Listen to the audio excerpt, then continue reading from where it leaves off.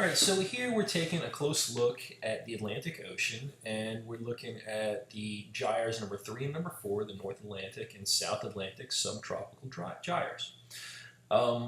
What each gyre has in common are the currents that bound it. So these are called bounding currents, and they are not the same. In fact, they have very distinct differences. The equatorial current is either at the southern or the northern portion of the gyre, depending on if you're in the northern or southern hemisphere, but it is the one that is closest to the equator. This is always going to be a warm current because the surface currents at the equator are warm based on the sun's energy.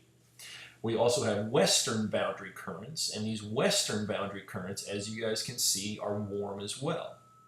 The northern and southern boundary currents are the ones that are not the equatorial.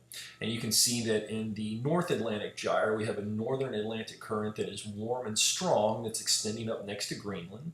And in the southern Atlantic, we actually have a subpolar Antarctic current that is acting as the southern boundary.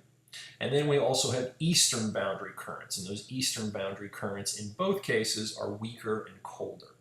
So what we're going to talk about next is how we develop these currents and why we see the differences between them.